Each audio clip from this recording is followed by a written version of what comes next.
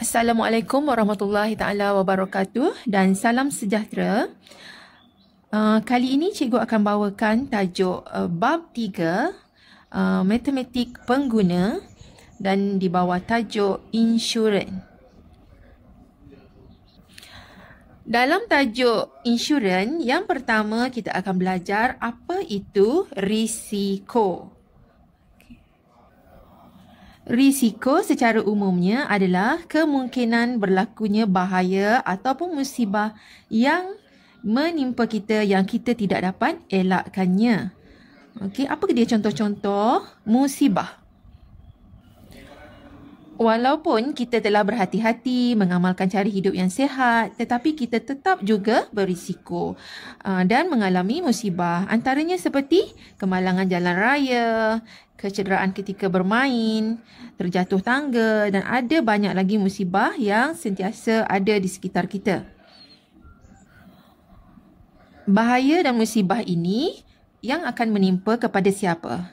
Mungkin kepada diri kita sendiri, kepada keluarga kita dan juga mungkin kepada harta benda. Mungkin musibah atau bahaya ini berpunca daripada diri kita sendiri, kemungkinan juga ia berpunca daripada orang lain. Contohnya setiap hari kita sentiasa terdedah dengan risiko. Contohnya kita ketika berlakunya suatu kemalangan, kita akan mengalami mungkin kecederaan. Kecederaan ataupun mungkin juga berlaku kerosakan kepada kenderaan. Apabila berlaku kecederaan, berlaku kerosakan kenderaan, tentulah kita akan mengalami kerugian. Jadi kita mengalami kerugian dan kerugian ini yang akan kita tanggung. Daripada kecederaan, mungkin kita kena pergi hospital, kerosakan kenderaan, kita kena pergi baiki.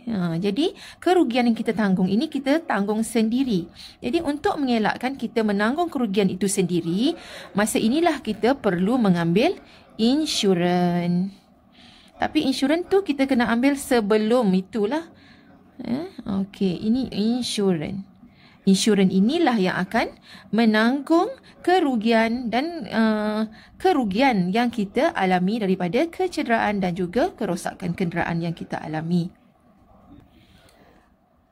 Apabila kita nak membeli sesuatu insurans, nak mendapatkan sesuatu insurans, kita dipanggil sebagai pemegang polisi, iaitu di mana kita adalah merupakan pemilik insurans berkenaan. Nanti cikgu akan terangkan kemudian berkaitan apakah dia jenis-jenis insurans yang kita boleh beli, kita boleh dapatkan. Jadi di sini kita dipanggil pemegang polisi. Jadi pertama sekali kita akan pergi kepada syarikat insurans. Kita berbincang dengan syarikat insurans apakah jenis polisi yang kita kehendaki. Jadi daripada situ kita akan ditetapkan untuk dikenakan bayaran setiap bulan ataupun setiap tahun berdasarkan kepada perjanjian ataupun dipanggil kontrak insurans. Semasa kita nak membeli sesuatu insurans, kita akan menandatangani suatu perjanjian yang dipanggil kontrak insurans. Dalam kontrak insurans itu, dia akan nyatakan berapakah bayaran premium yang kita kena bayar sama ada setiap bulan ataupun setiap tahun.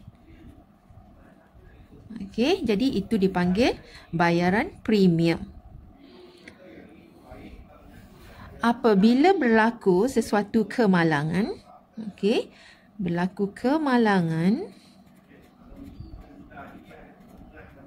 maka syarikat insurans ini akan membayar pampasan. Yang ini bila berlaku kemalangan, syarikat insurans akan bayar pampasan kepada pemilik insurans ataupun pemegang polisi. Jadi di sini dia akan bayar pampasan. Pampasan ini adalah berdasarkan kepada kerugian kerugian yang dialami oleh pemegang polisi. Mungkin kerugian yang dialami itu mungkin tadi berdasarkan kepada kecederaan ke, kerosakan kereta ke,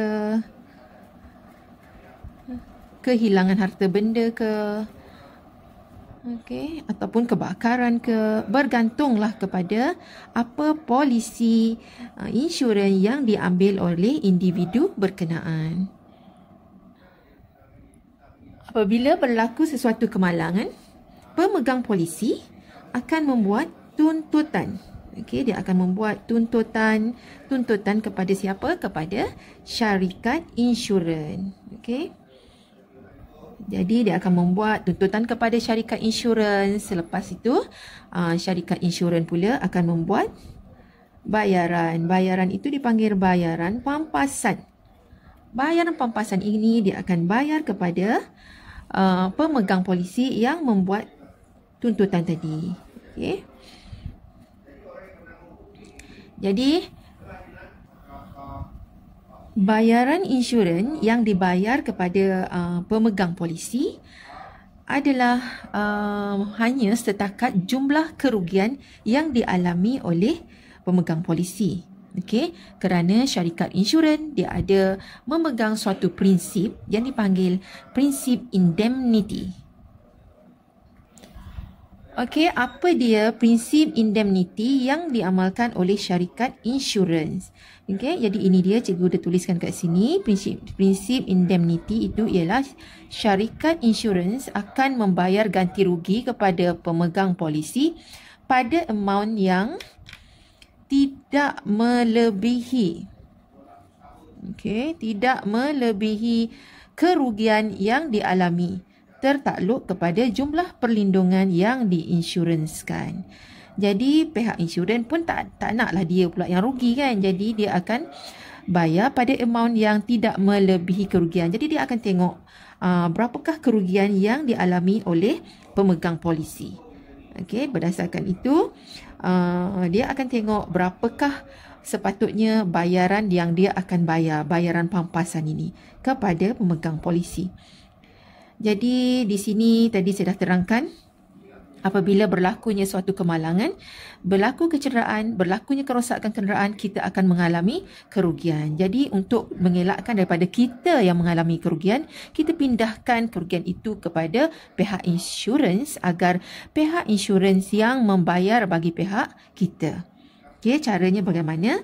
Kita pergi kepada syarikat insurans untuk berbincang berkaitan apakah insurans, jenis-jenis insurans yang kita nak.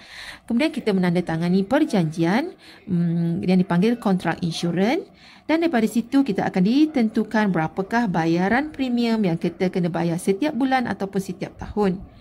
Dan kita sendiri dipanggil pemegang polisi, iaitu pemilik insurans itu. Apabila berlaku suatu kemalangan, pihak insurans akan membayar pampasan atas kerugian yang kita alami. Dan pampasan yang dibayar itu tidak melebihi daripada apa kerugian yang kita alami pada ketika itu. Jadi di sini cikgu nak betulkan sikit, ejaan insurans ini ada S. Insurans. Jadi itu sahaja penerangan daripada cikgu berkaitan penerangan awal apa itu insurans, kemudian apa dia risiko, kemudian siapa dia pemegang polisi, dan apa dia bayaran premium, dan apa dia prinsip indemnity. Jadi cikgu harap awak semua dah faham.